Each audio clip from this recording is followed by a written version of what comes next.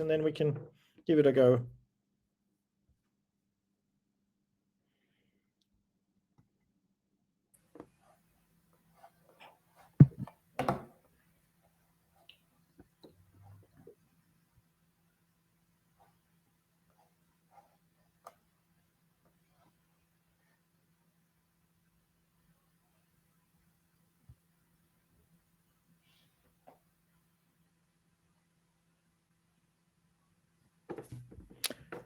Okay, well, welcome everybody to the session about mining software repositories, instance number 2. I know there are a few mining software repository sessions. My name is Jean-Guy Schneider. I'm the chair of today's session.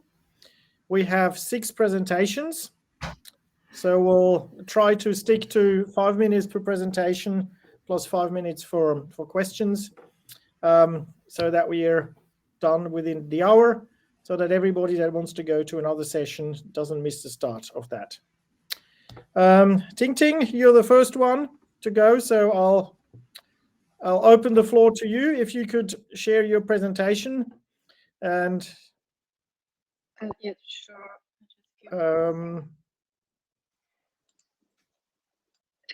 It's working. I can just see you at the moment. We can't see your presentation yet. Yeah, here we go. Yep. Okay. All right. So I'll just get started. Yep. Go ahead. Yeah. Hello, everyone. My name is Ting Ting. I'm going to present our work. This work is a journal first paper. This work was accepted by the TIC 2021, collaborated with Xinxia and Zhang Grounding from Monash University, from Singapore Management University, and Tom Zimmerman from Microsoft Research.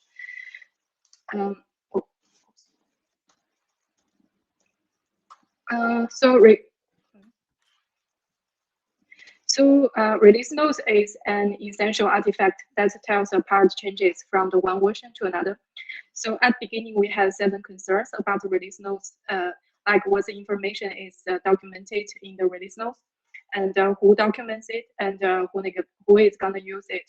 However, there was no scientific work around the release notes. So based on these 7 key concerns, we defined 2 main research questions. The first one was about trying to give a comprehensive understanding of release notes, including who is involved in release notes production and usage, and what information is included in release notes. The second one is basically the second one was basically from the developer's use perspective, like what's the typical considerations they have of release notes and any gaps between the release notes producer and users. Then to answer these 2 questions, we conduct a descriptive study. We have 3 main stages. The first one is a large-scale empirical study on release notes. We define 3 criteria for selecting GitHub projects, and 1,000 projects are included. And we finally collected over 32,000 release notes and other relevant information of the project. The stage 2 was interview. The purpose of interviews was to understand how developers perceived release notes, and we had 15 interviews, and each of them took around 30 minutes. And stage 3 was to confirm the results of stage 1 and 2 with more participants. We followed 2 tests to invited participants. Finally, we got 312 validated survey response. So comes to the results of the study. To answer the required research question 1, in terms of the who concern, we found that there are many release notes producers who produce release notes, and there are usually main release notes producers who play the critical roles and the more essential in the software development. Regarding the what concern, we summarized 8 categories of development information, including the release notes. For example, we found that information in release notes for the information in release notes spans the whole development life cycle. We also found the information in release notes for the major and the minor releases is significantly different.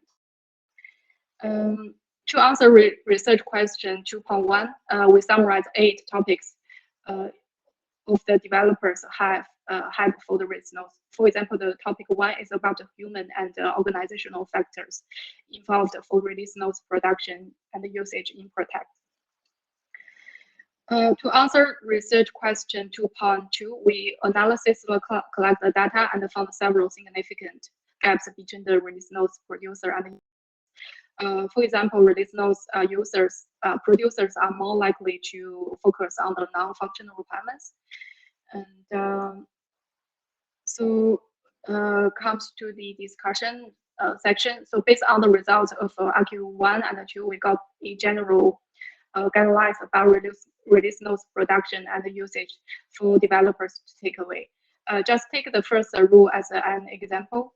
The projects appear multiple people contributing to release notes, and the main release notes producers play a key role in development team, like collecting the information from others.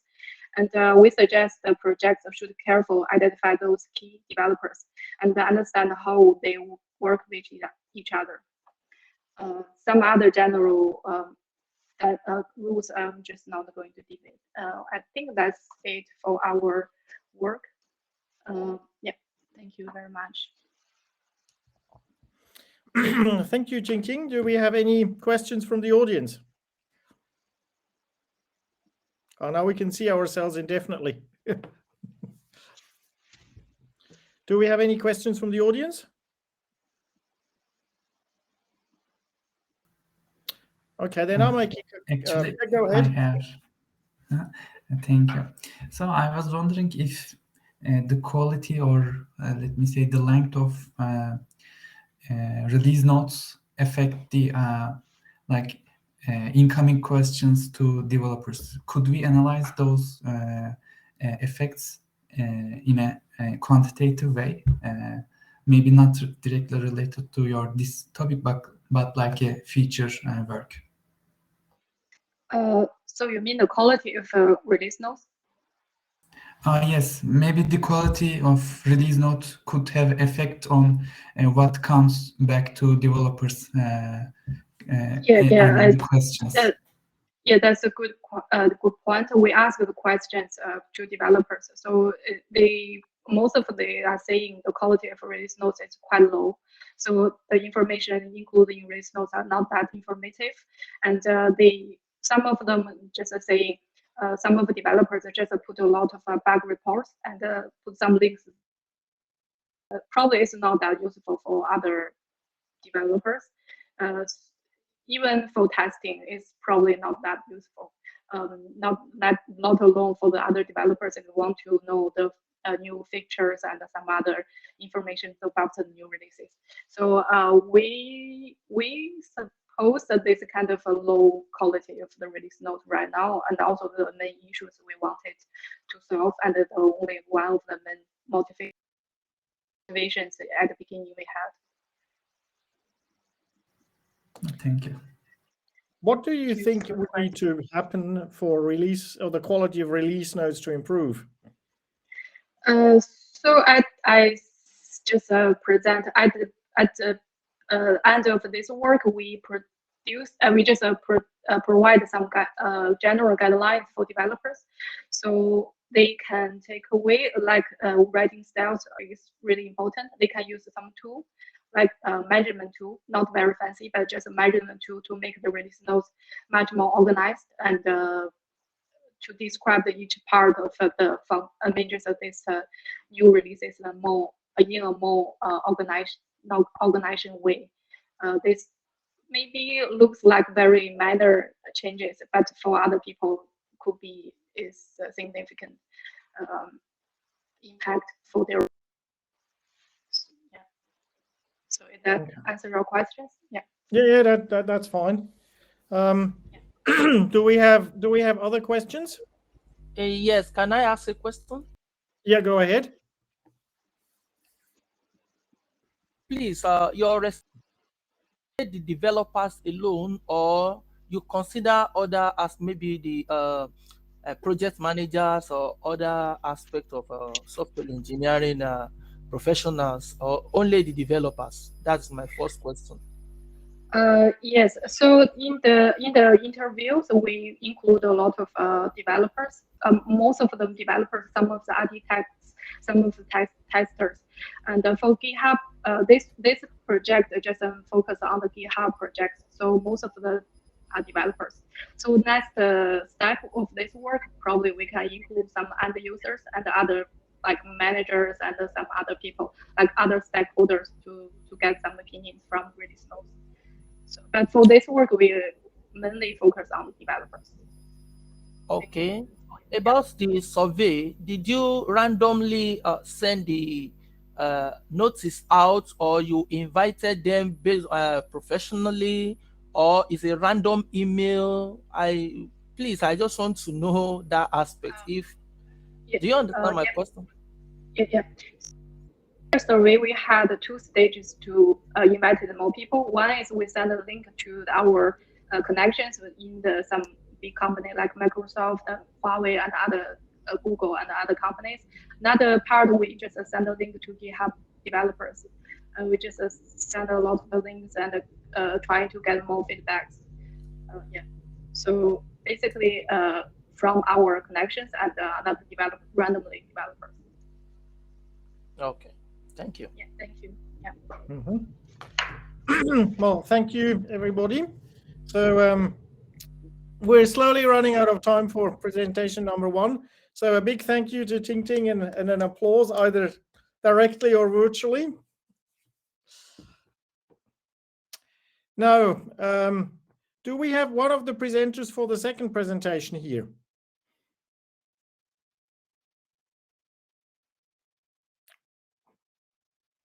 I thought we had somebody earlier, but I may have been mistaken.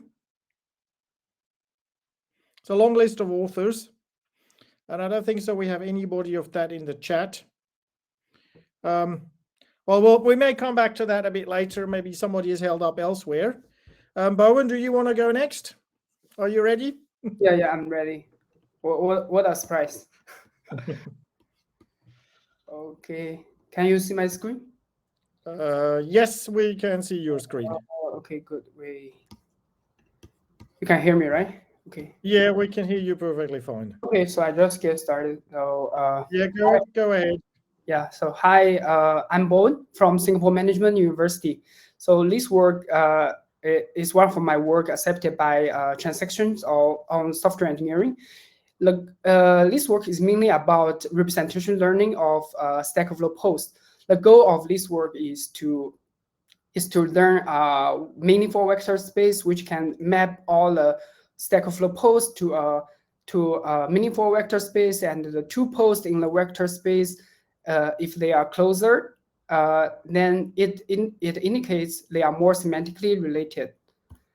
So a brief background about software QA data. So SQA data is definitely a treasure for the software engineering community for two reasons. The first reason is the scale of software QA data is huge now.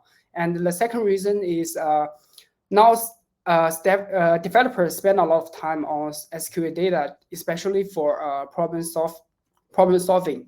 So software QA data is more than just a set of questions and answers, and behind it is an ocean of programming knowledge. So that's why tons of papers have been published by leveraging the learning-based techniques to turn the software QA data into insights, and then leverage the insights for many software activities. For example, program repair, command generation, and information retrieval for software engineering specifically, and so on. So we found that many of them follow a general machine learning framework to leverage the Stack Overflow data. So the framework contains 3 stages. The first stage is data pre-processing. The second stage is representation learning, and the third stage is prediction. So in simply speaking, in data preprocessing step, according to the specific or the target task, researchers may apply certain heuristics to filtering their Stack Overflow law data, and then the representation learning techniques is applied to map those posts into a vector space, and if the quality of the vector space, which is the main part of this project, if the vector space, the quality of the embedding space is high quality, then there is a classifier or some other machine learning techniques will build on the top of it to do the work. For example, a classification. So here comes a very important or fundamental principle for this work called garbage in, garbage out. So in simple words, let's say if the representation learning is very well done, then we only need a very simple machine learning model can do the work. And on the other hand, if the representation learning is poorly done, which means the input is a garbage for the machine learning model, then even though you have a powerful or complex machine learning model, you cannot really expect the model will produce something meaningful or promising result. So in short, the quality of poster representation plays a very important role in determining the eventually outcome. So motivated by this, the goal of this project is to try to build a model. This model can embed the post into a meaningful vector space. Again, the closer to post in the vector space means they are more semantically related. So the vision of this project is to enhance the representation. With the help of our model, we can enhance the representation learning stage in various downstream tasks. And by this means, we can improve the model's performance. So for the technical part, is mainly driven by literature review on the past or previous works. The first technical novelty is about if we want to learn a very good quality poster representation, we can leverage the structure information. But in the past, many works they simply concatenate for example, title and the description. And then they just treat it as a pure text to handle to process the post. But here we propose that we can leverage the structure information to contribute to the post representation. The second part is many past works they remove the code snippets in post for some reason. First is the code snippets are incomplete, poor structure, and written in different programming languages. But as you can see, an example on the right top, it is Python-related Stack Overflow post. If you ignore the title and the description and you just read the code attached in this post, we can very easily identify this post is very likely to be Python-related. So our point is we need to handle if we can handle the code snippets properly, it can be a plus for poster representation. The third part is so again, many works in the past they leverage some very simple but also effective representation model like bag of words. But these representation model are known to carry certain limitations. So that's why we are trying to address those limitations from the representation model perspective. So correspondingly, this is our approach design. And first, to address the first limitation, we want to leverage the structure information. So we handle the different components like title, description, and code separately. And the second, we consider code snippets. If we can leverage them properly, we can boost the post representation again.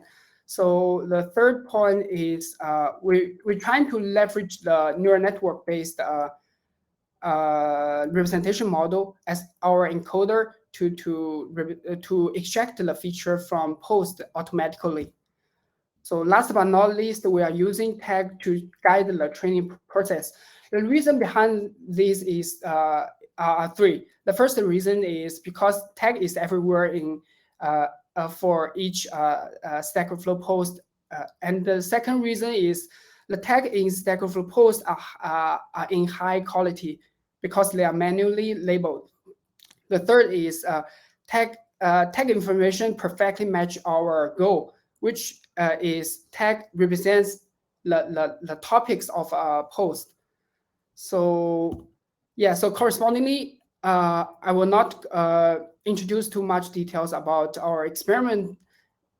Basically, we prove in our experiment, we prove at least 4 points works and contribute to the poster representation. And a very quick recap about our vision. So as I mentioned just now, our vision is trying to enhance the representation learning in various downstream tasks, and so that we can boost the model's performance. So in our experiment, we consider 3 downstream tasks. You're running over time. Sorry to interrupt. Can you come to a conclusion of your presentation, please? Yeah, sure. I'm very close to the finish line. Okay. So yeah, so the impact of this work is we are the first work to learn the representation learning for Stack Overflow posts, and we show that we can the representation learning can boost the various downstream tasks. So last but not least, I'm looking for a tenure track for faculty position, and I'd like to borrow this opportunity to just advertise my profile, and feel free to reach me if you want to know me more, and I'm happy to take any questions. Thanks. Thank you. Do we have any quick questions from the audience?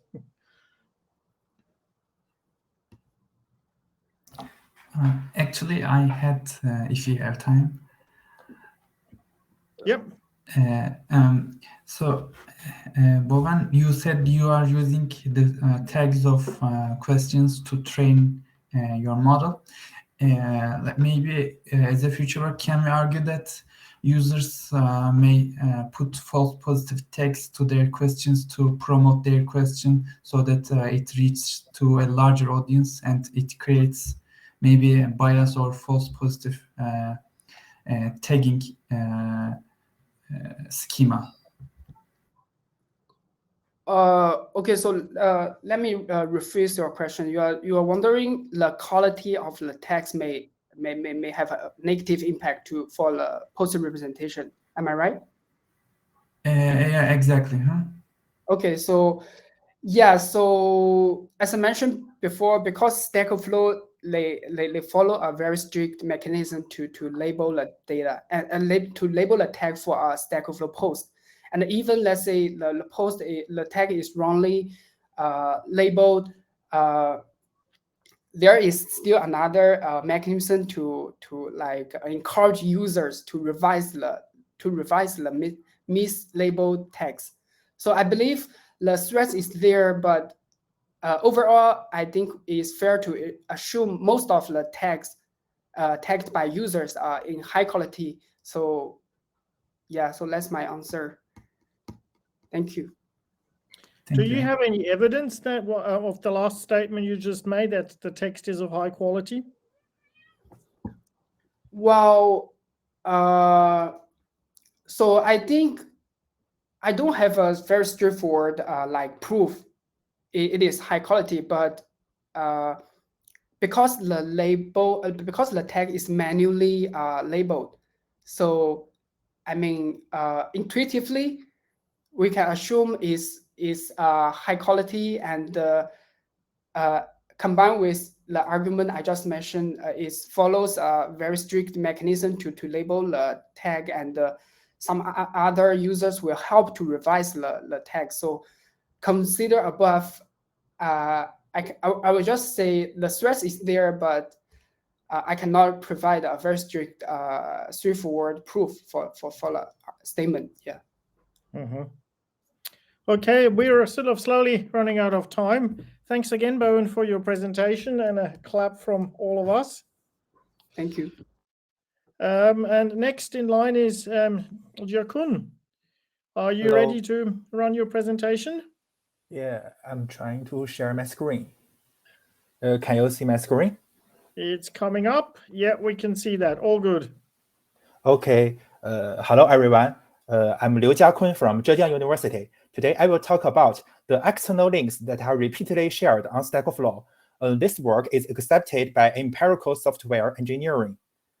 Users are encouraged to share knowledge on Stack Overflow to solve programming-related problems. For example, users are encouraged to share code in code blocks, stack snippets, and the hyperlinks that point to the code resources, for example, jsfido.net. However, when inspecting the code resources on Stack Overflow, previous work focused on extracting the code snippets from the posts and overlooked the code resources shared by links. This practice would introduce bias in the previous work. Based on our analysis, external resources are frequently shared on Stack Overflow. For example, we observe that 1 out of 12 code resources is shared by the external links. In fact, over 80% of the link sharing activities on Stack Overflow share external resources, while only 20% of these activities share internal links. However, we observe that the external resources are not equally shared on Stack Overflow. Some external links are repeatedly shared for multiple times. For example, this link is shared for multiple times. It is shared for over 1,000 times, indicating that this link is related to more than 1,000 questions on Stack Overflow. The repeated external links comprise the valuable Stack Overflow knowledge base. However, this example shows that the link to an external website is repeatedly shared by 3 users. Though some of the answers are on topic, it is not clear whether the repeated external links are self-promotion. The self-promoting repeated external links can make it difficult for developers to find other useful or higher quality answers. The repeated external links also bring risks to Stack Overflow. Prior studies have characterized the links on Stack Overflow based on the resource types. However, there is no exploratory analysis of the external links that are repeatedly shared on Stack Overflow. We observe that less than 20% of the external links are repeated external links.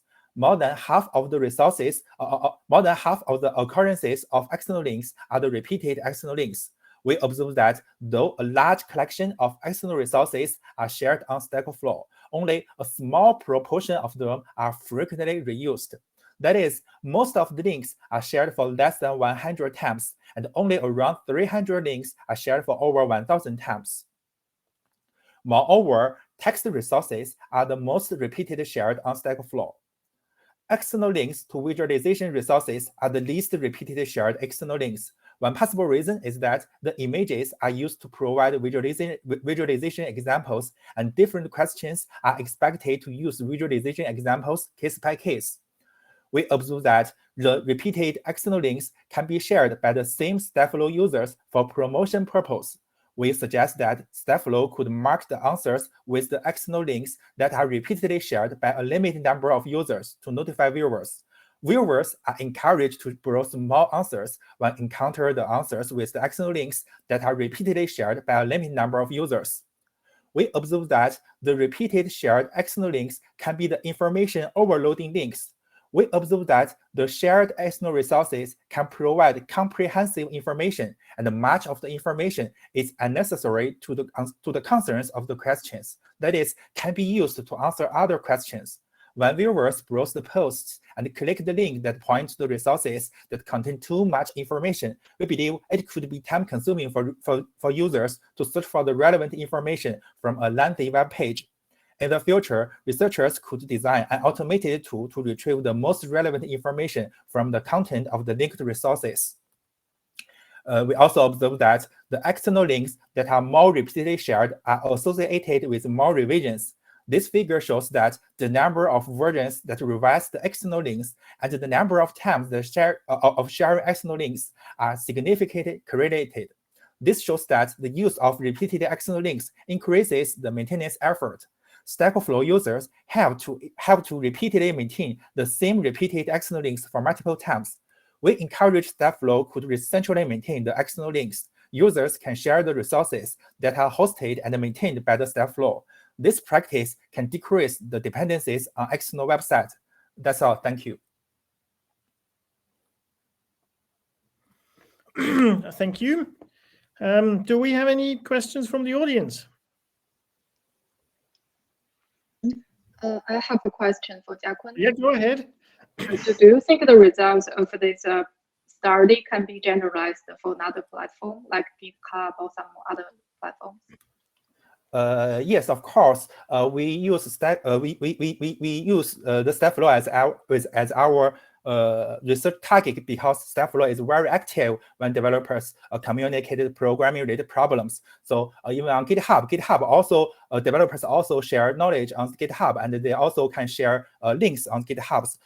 What links shared on Stack Flow can also be shared on GitHub. For example, they also can be shared the image to share to show the example of their bug. So our result can also be generalized to other platforms, for example, GitHub and other Stack Flow communities, Stack Exchange communities, for example, user Stack Exchange.com. That's all. Okay, thank you. Did you analyze? Well, did you analyze the whole Stack Overflow, or did you analyze a particular subset thereof? I analyzed the Stack Flow website, not the whole Stack Exchange website. Do you mean the whole Stack Exchange? Yep. Yeah. I only analyzed the Stack Flow website. Did you use a particular tool to download the information that you then analyzed? There is a public data site called IsoTorrent that is shared by the Professor Sebastian Baltes, and they extract the links in all versions of Stack Flow post, and I extract the links that is in that are currently present in the Stack Flow post. So the tools I used is the data site I used from the Professor Sebastian Baltes. Okay, thank you. Yeah. So I have one question. Yeah, go ahead. Yeah. So in your research, did you find that the same external link can be if they are shared similar the question topics or not? Yes, of course. There, in fact, in my research, there are around. If I remember correct, there are around 80% of the repeated external links that are shared for the same Stack Flow knowledge. And many of them are in fact duplicate questions. The two answers use the same repeated links to answer the duplicate questions. Yeah. So there are many repeated links that share for the same knowledge. Yeah. So how about the different topics and why they share the same external link for different topics? Oh, it is present here in my PowerPoint. The different topics shared because they are information overloading links. Because the content of the link have too much information. And another question is that user spamming. The users share the same link to answer the different question to spam for the search engine optimization purpose. Yeah. Okay, thank you. Thank you. Well, we're probably slowly but steadily have to move on to the next presentation. So thanks again, Jiakun, for your presentation with a clap either in real or virtual. And I'm now passing on to Dong Wang for his presentation. Okay.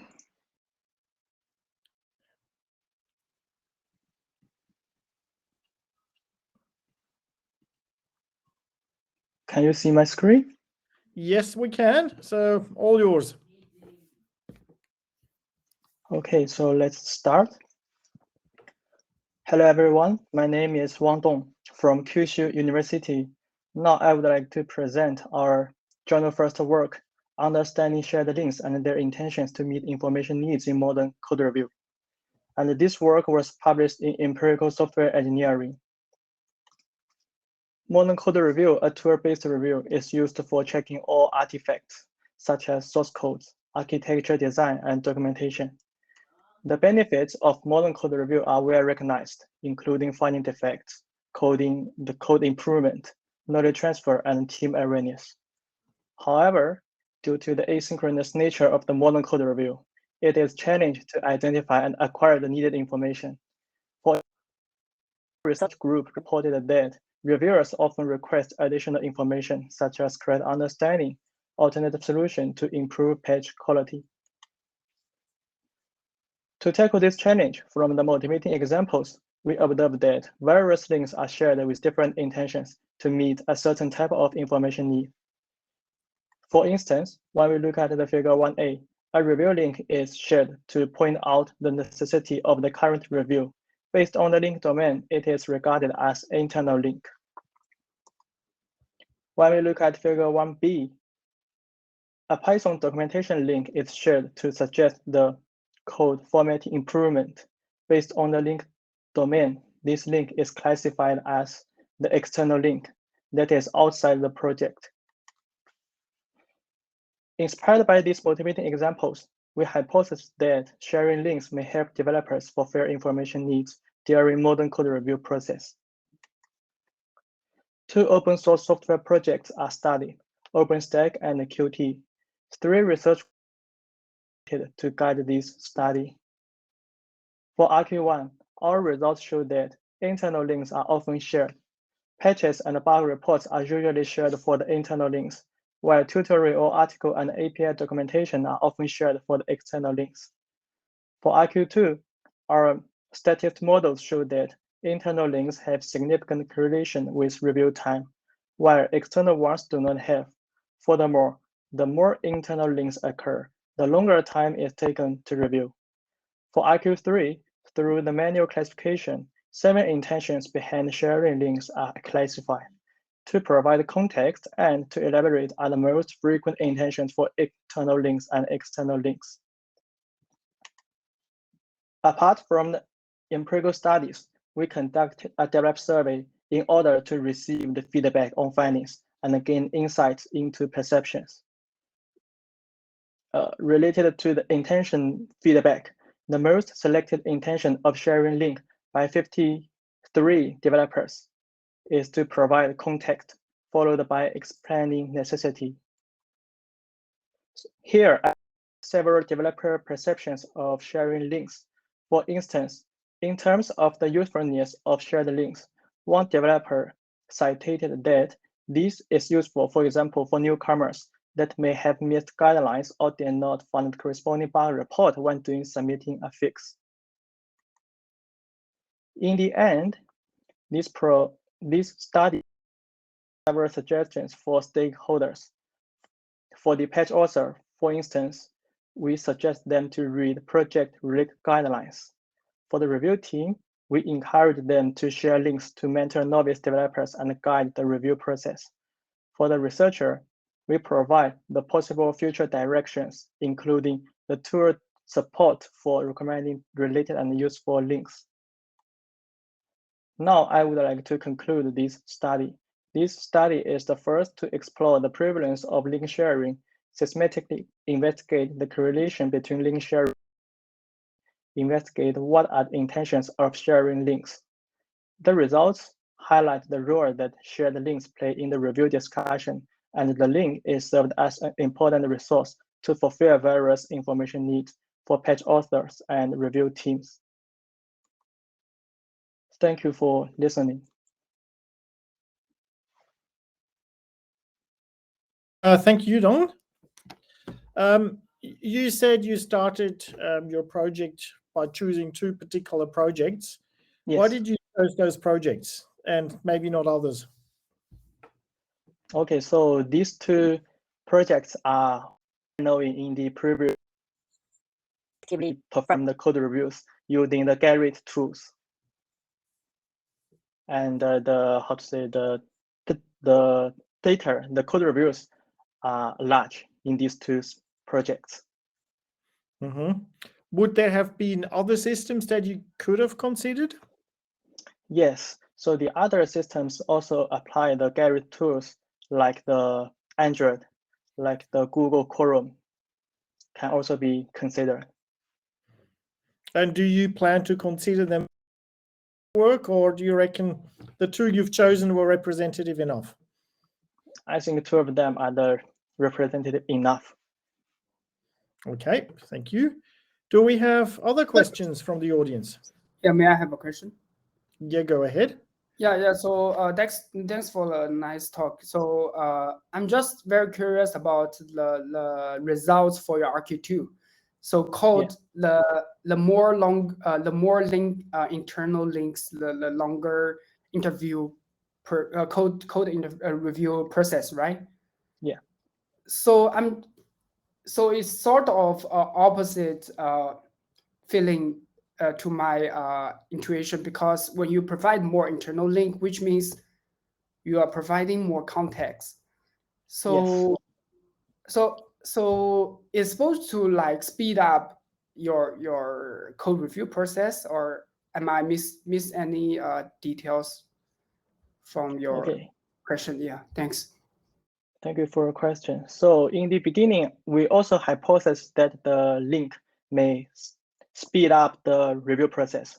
But when we do in the models, we find it is the opposite results. So one of the reasons is like it's the cognitive load that is also found by the previous study. That means that if you provide more internal links, that means that the reviewers or the authors need to understand the other patch or reviews environment, because they have the dependency as well.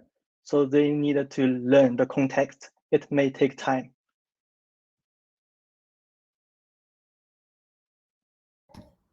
Okay, so one more quick question. So do you have study like the quality of the link? Like if it is very helpful, like it can directly provide context, then I guess the result will be the opposite. If the link is just to share some context, may not like highly related, or it may consume a lot of time to understand, then the result could be another way. So do you have any findings or experience on the quality of the link?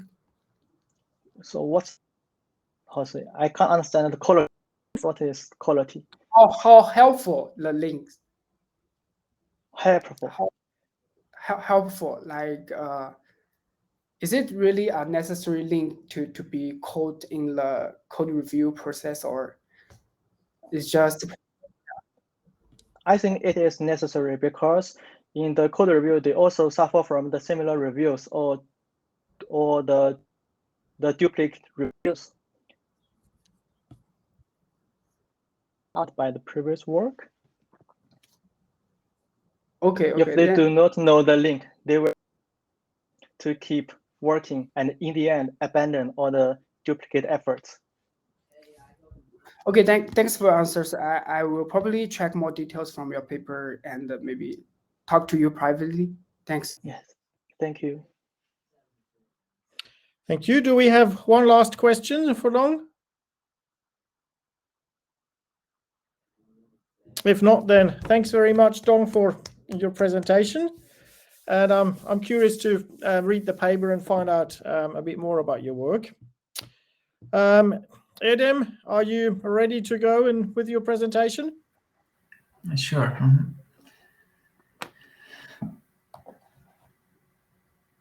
Oh yeah. Yeah, we can see your slide. All good. Thank you. So hello everyone, I'm Erdem Tuna. I'm a graduate student at Bilkent University, and today I'll present you our paper, Bug Tracking Process Emails in Practice. Let's get started. In a typical software development lifecycle, we have several processes, and development is one of them. And during coding, developers inevitably introduce bugs to software, and it's not rare that software is shipped with many bugs indeed. People using software may encounter these bugs in different forms, and the existence of bugs brought the need of using bug tracking systems that provide a medium to run bug tracking process in an organized manner. During a typical bug checking process, we realize many actions such as resolving, linking, assigning, and etc. And most of these actions are conducted by humans, which are sometimes subject to being suboptimal. Suboptimal activities could lead to smells in processes, and there is a recent study that quantifies the bug checking process smells as the deviations from the best practices in the bug checking process. And in our study, we put the taxonomy of bug checking process smells and the detection tools to a test in an industrial setting at JetBrains company and defined 4 research questions. The first research question is about exploring the occurrence and prevalence of each bug checking process smell in an industrial setting. The other 2 are related to understanding developers' views on the bug checking process smells concept. And the last question is to understand potential added benefit of developing a tool that detects these bug checking process smells in an automated manner. Let's move on to our study design. So our target company is JetBrains, and we conducted this study with JetBrains Research, and we mined UCheck platform, that is the primary issue tracking and in particular bug checking platform of the JetBrains company, and we mined the bug data of 4 projects in it, and number of bugs vary from 5,000 and up to 150,000. And by running some data analysis, we found the occurrence of each bug checking process smell in these 4 projects. And we also supported our study with a developer survey. And in this survey, we wanted to understand developers' views on this bug checking process smell concept and their severity indeed. And lastly, we asked questions related to a tool that detects these smells in an automated manner. Let's move on to our results. So related to the first research question, on the right, you can see a heat map that shows the occurrence ratio of each bug checking process smell among 4 projects. And we conclude that even though some process smells have common occurrence patterns among projects, the occurrence ratio of them really depend on the practices followed in the development practices of those 4 projects. The second research question was about understanding if developers agree with our bug checking process smell definitions. For 10 out of 12 smells, as you can see, developers agree with the bug checking process smells and their detection methodologies, but at the bottom, 2 out of 12 smells have some controversy among developers. Developers may think that bug checking process smells are really the deviations from the best practices, but they may not consider that the smells have impact to their processes. So we asked the severity of each smell and found that some smells have high severity in their processes, but in contrast, some smells have considered they have no impact or minor impact to their bug checking process. And the last question was to understand if a tool detects these bug checking process smells, would that be helpful or not? So we see a ranking in parallel to the severity perception. So some smells are considered to be very useful when they are detected by a tool. And on the other hand, some smells have considered to be very harmful, surprisingly, when they are detected in an automated manner. So let's move on to our discussion. We have several discussions, but we listed 3 of them in here, and you can check out our paper for more. So the first one is smell detection should be tailored to the project that you are working on. And we really need to involve practitioners, and this is to make sure that bug checking project interpretations by researchers are indeed correct. And we determined 2 essential features that a tool detecting these process smells should possess. The first one is supporting for tailoring the smell detection methodology. And the second one is the visual and statistical interpretation of smell data. So to conclude, we conducted the first study on the occurrence of bug checking process smells in an industrial setting, and we assessed the perception of developers on the bug checking process smell concept, and we evaluated the potential added value of a tool that detects these bug checking process smells automatically. So thank you for listening. I'll be happy to answer your questions. Thank you, Adam. Do we have any questions from the audience? Then I have a couple of quick questions. Sure. So you basically asked the developers in that company on their perception of the usefulness of detecting certain smells. Do you have any data on why they think certain smells are more useful to detect than others? Yeah, actually, some developers considered, for instance, smells more relevant to their practices, but some smells were actually their real practice. So that actually reveals why they consider some smells have higher severity and some smells have lower severity. For instance, here we see the reassignment of bug assignment at the bottom. So it was reassigning the developer on several times where the actual practice of their team according to their bug workflow. So that really impacts the perception of developers in it. So as a threat to validity, we put this. So some results may change when the survey is conducted at a different company or even a different team working on those bug projects. And that leads me sort of to the next question. How specific do you think the results are to the company you surveyed? So if you repeated a similar survey in another company, would you expect the same results, or would you expect a significant deviation thereof? Mm-hmm. So I believe that the top answers here that are considered to have high severity would not change, but as you go below, that's my observation. So as you go below in the severity chart, the ranking of these severities could change when you conduct this study. I want to say may change. I'm not sure if it will exactly change if you conduct this study in a different company. Mm-hmm. You had one of the 4 projects that had quite a significant number of bugs and defects. Was that project larger than the other 3, or was the code in there really all that buggier? So actually, while selecting projects, we wanted to maximize both number of bugs and number of developers working on those projects to increase the survey attendance. So that's why we selected these projects indeed. And number of bugs actually may change among projects due to their established year. Mm-hmm. Okay, do we have one last question?